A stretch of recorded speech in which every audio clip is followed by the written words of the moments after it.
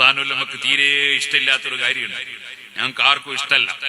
ഞാനിത് പറയാൻ കാരണം, ഞാനിപ്പോ ഇന്നിങ്ങനെ വരുമ്പോ പല സ്ഥലത്തും സുൽത്താനുല്ലമയുടെ ഫോട്ടോ, എന്റെ ഫോട്ടോവും വേറെ പലരുടെയും ഫോട്ടോവും പല സ്ഥലത്തും ഇങ്ങനെ ഈ ഫ്ലക്സ് ആക്കിയിട്ട് വെച്ചതായി കണ്ടു.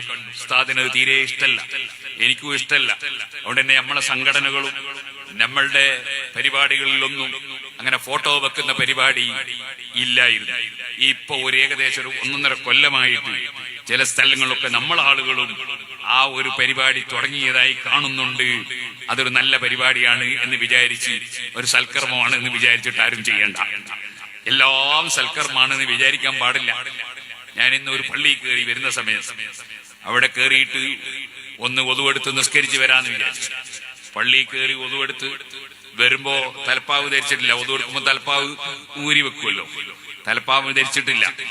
അങ്ങനെ ഇങ്ങനെ കയറി വരാണ്, കൈയൊക്കെ കയറ്റി വെച്ചെടുത്തിട്ടുണ്ട്. അപ്പോഴുണ്ട് ഒരു ചെറിയ കുട്ടി ഇങ്ങനെ ഫോട്ടോ എടുക്കും. സുബ്ഹാനല്ലാഹ്, എന്തിന് ഈ തലപ്പാവില്ലാത്ത ഫോട്ടോ? ഞാൻ പറഞ്ഞു, മോനെ ഫോട്ടോ എടുക്കണ്ട, അത് വായിച്ചാളാണ്, ഡിലീറ്റ് ചെയ്യാൻ പറഞ്ഞു. കാരണം അങ്ങനെ ആൾക്കാർക്ക് എല്ലാം ഫോട്ടോ എടുക്കണമെന്നൊരു ധാരണയാണ്. അങ്ങനെ എല്ലാം ഫോട്ടോ എടുക്കാൻ പോയിരുന്നു.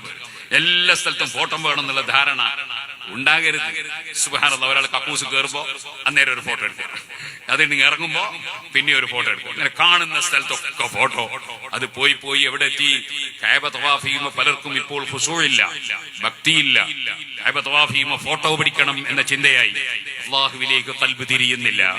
റസൂലുള്ളാഹി സ്വല്ലല്ലാഹു അലൈഹി വസല്ലം ഹദ്റത്തിൽ ചെന്ന് സലാത്തും സലാമും ചൊല്ലി വളരെ ആദരവോടെ ബഹുമാനത്തോടെ നബി സല്ലല്ലാഹു നിങ്ങളുടെ മുമ്പിൽ പോയി സലാം പറയുമ്പോ അവിടെയും റസൂലുള്ളാഹിനോട് ബഹുമാനമല്ല, ഇത് ഫോട്ടോ എടുത്തിട്ട് നാട്ടിലെത്തിക്കണം എന്ന ചിന്തയായി പോയി.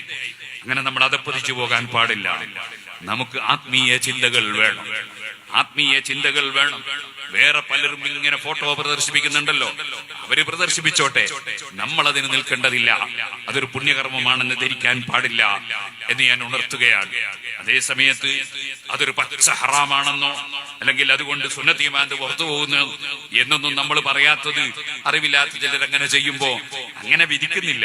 പക്ഷേ അതൊക്കെ ഒഴിവാക്കുന്നതാണ് നല്ലത് എന്ന് സാന്ദർഭികമായി ഉണർത്തുകയാണ്. ഇതുപോലെ ഉണ്ടല്ലോ, ചിലർക്ക് ഭക്ഷണം കഴിക്കുമ്പോ കോയിന്റെ കാല് കടിക്കുമ്പോൾ ഫോട്ടോ കിട്ടണം, വല്ലാത്ത നിർബന്ധമാണ്. വേറെ ചിലർക്ക് കുപ്പിയിൽ വെള്ളം കിട്ടി മന്ത്രിക്കുമ്പോൾ ഫോട്ടോ എടുക്കണം. എന്നിട്ട് പിറ്റേ ദിവസം ഇതാ വെള്ളത്തിൽ തുപ്പി എന്ന് പറഞ്ഞിട്ട് സുന്നത്തിമാത്തിന്റെ വിരോധികൾക്ക് പ്രചരിപ്പിക്കാൻ അവസരം ഉണ്ടാക്കണം. ഇതൊക്കെ നമ്മൾ ശ്രദ്ധിക്കേണ്ട കാര്യങ്ങളാണ്. നമ്മൾ അനാവശ്യങ്ങൾ ഒഴിവാക്കണം, ആവശ്യമുള്ളത് മാത്രം ജീവിതത്തിൽ പകർത്തണം. നമ്മൾ ചെയ്യുന്നതൊക്കെ നല്ലതായിരിക്കണം.